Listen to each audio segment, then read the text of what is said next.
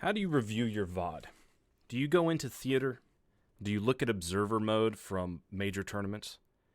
Do you look at live recordings? Do you look at pro streams? Do you look at your own recording?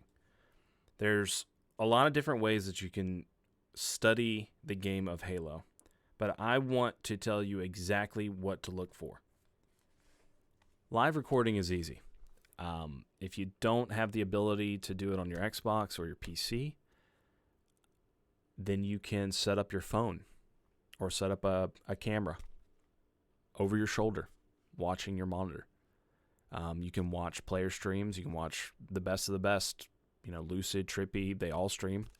And it's just another way to have access to really good gameplay and a good way to go back and watch your own gameplay. So it's just the basics. You're going to have a lot more limited view of the game of Halo, but that's okay because you're just trying to focus on the good habits from yourself and from the pros. And you're going to be able to catch all of those. Watching majors, watching the grand finals of the World Championship is the very best Halo on the planet. We're forced to watch the observer mode. We can't watch. You could go on the main stage and you could maybe get a little peek around the curtain or something, but we just don't have recordings of the very best at their best. So we're watching the observer mode, and it's our only option. So you're going to miss some angles because it's really tough to capture everything. But that is the best Halo where you can learn from pros' mistakes.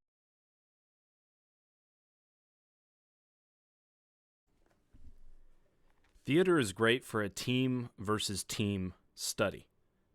It's also great for new players to learn the game faster. You get the full picture when watching theater mode. You can pause it, you can move around the map and get every single angle. It's a complete capture of the game of Halo in every aspect, every second. The spawn awareness from all 8 players is really big here. You can check out the entire map and pause any scenario where you can see how the chessboard is set up.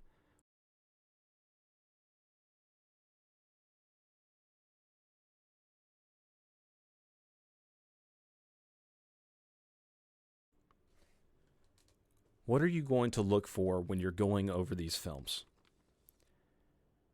First, you want to look at your technical ability, your accuracy, how you're shooting, what situation, what angle you have when you're shooting the best.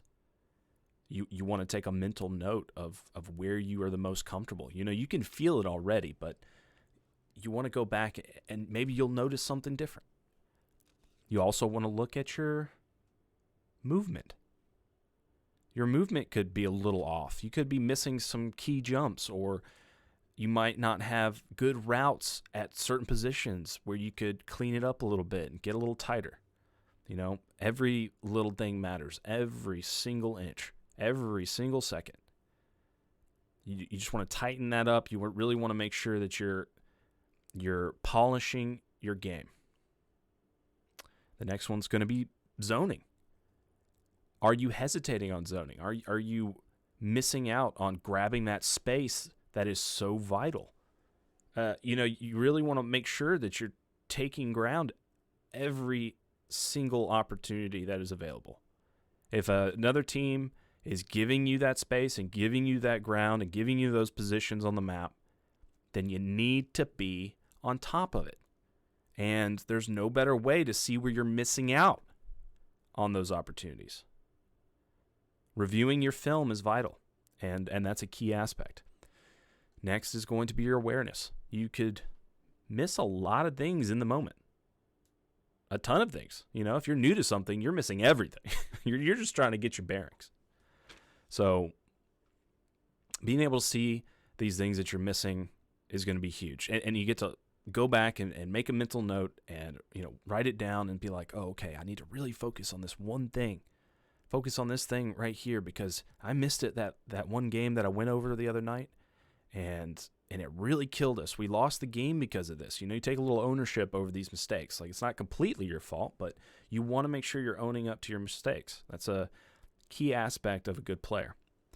So, awareness. Then the next one's going to be, how good's your ice? You got it in the veins? You got the dog in you? What's going on over there? If you're seeing that you're slacking in those big moments when that adrenaline pumps, and you got to win that piv, you got to win that moment, you got to make sure that you're getting that kill, or you're making that play, you're making that jump, whatever it may be. If you're picking up the flag at the right time, you're hitting that slide, you're hitting that crucial jump, or whatever it is, it does not matter. That's the ice.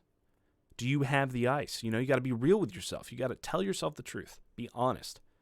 And be like, shit, I'm choking. And so you go back and you're just like, all right, this is how I'm going to get more confident. I'm going to start building my reps here. I'm going to start working on these big moments and being ready for them. And studying it like that and just being completely brutally honest. You got to make sure that you're telling yourself, hey, I'm just not coming up big in these moments. And that's really what's going to help you in the future to be bigger. All right, and the next thing is going to be damage. You're going to see your damage on a non-statistical level. You're going to see the real damage that you're putting out. Like, where's this damage going? Like, you can see the number at the end of the game. That's fine.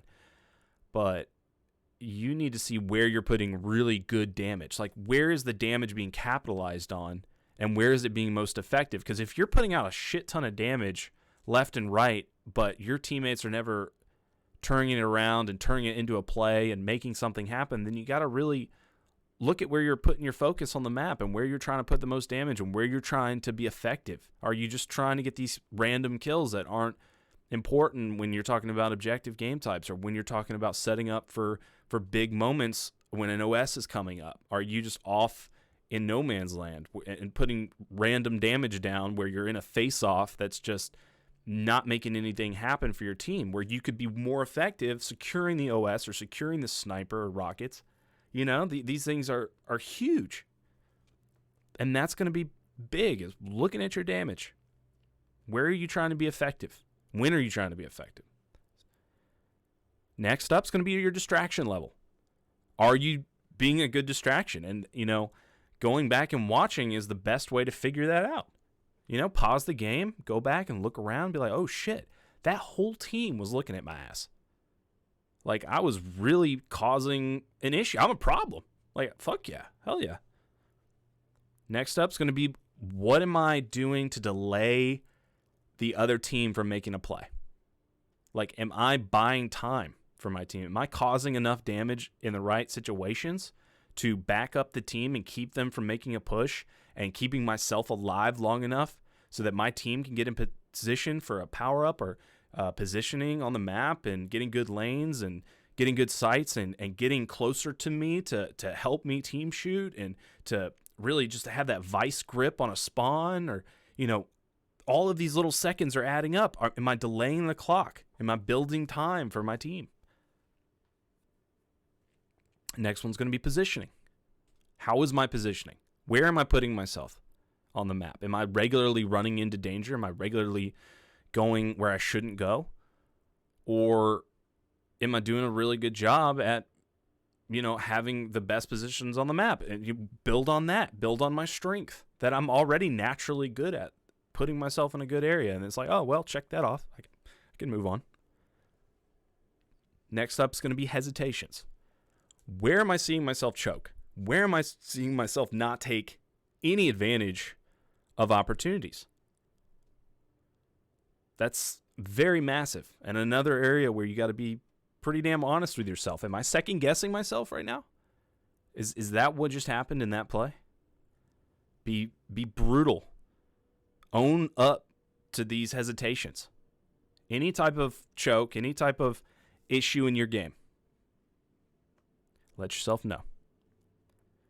Next up, we're going to talk about communication. Am I listening?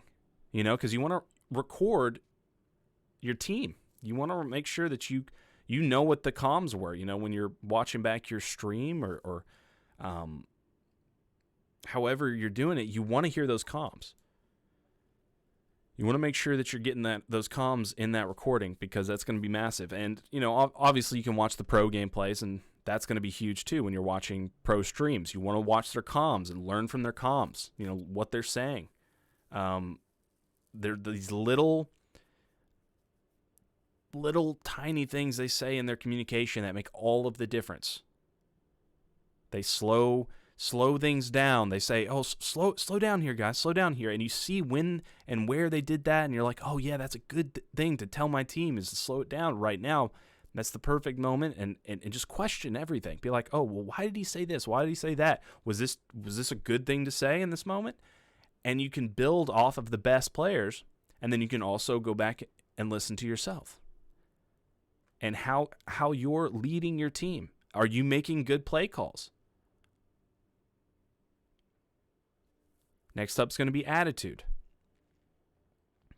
How is your attitude in that game when you're listening to your call-outs? Because you want to also get your own microphone in there. You want to hear, yourself and your teammates. And you got to be honest with it. Like, was I being a poor sport? Was I getting into my own head?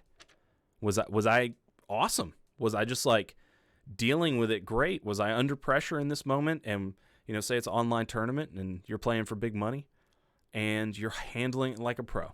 And you're like, damn, that's actually a big part of my game, is that I have a solid mental. I got that iron mind going for myself. And that's a great thing to find out about yourself, but you got to be honest. Like, okay, I don't need to work on that, or I do need to work on this, because the weak mind is really going to hurt me. So if I can adjust in this little area right here, if I could just move past it and have that quarterback mindset and call out and just keep it pushing. Just roll with the punches. And then the next thing is going to be creativity. Are you improvising plays well? Are you coming at different areas at the right time in a different way? Are you being unpredictable? Are you moving around your team in the right way? Are you building towards the win in the best way possible? And that's really a huge part of Halo, is the freedom of approaching every situation in a different way. You've got repulsor, where you can repulse up to an angle faster, or you could, save that repulsor and make the flank and go around and take your time. There's so many different ways you can approach a situation when you have the right information and you know what to do. So that's a big one to look out for when you're really working on a more advanced level of Halo. The next one is going to be your mistakes. You know your mistakes, you know your patterns, you know your extremely bad habits, things that you've known that you're bad at. Like, oh, my shot's been shitty, but it's really shitty right here. And you can go work on that. You can go, fight some bots and push yourself into those situations more, challenge those situations more in matchmaking when you're like, say you're weak in a corner and you're like, wait, I want to practice this fight. I want to go out and just chow this guy because I want to put in the work. I want to train this position and get ready for this type of fight because I know that I'm so weak at it. So look at all of your weaknesses. Look at all of your mistakes, all of those bad patterns that you've built over the years, and be honest with yourself. Nobody's perfect. It's okay to be wrong. The ego is going to tell you, hey, I'm never wrong, but you're wrong. Next up, this one's pretty controversial. It's going to be stats. But you're going to want to take the results of the match, which is a win or a loss, and you want to see how the stats compare. How did the team follow up on those stats when you had like 45 assists and your team's getting those kills that you're doing, but where are they following up on each of those assists? Are these just like random kills that are happening, or what about your kills? Like you had 65 kills and you're just slaying out, but you guys lost 3-0 or 5-0. Like, where is the disconnect? Why are you overslaying? Look at the stats and be like, okay, there's some issues here. Let's roll back the tape and see where it sticks out that there's clearly an issue, or vice versa, that your stats are killer and you're doing the right things, and where's the pattern here? Like, this was a great game I had, and the stats are saying that I was staying alive a lot and I was putting out great damage, and we won by a lot. Okay, well, that's a pattern there. I'm not just slaying out, and I don't have to just slay out.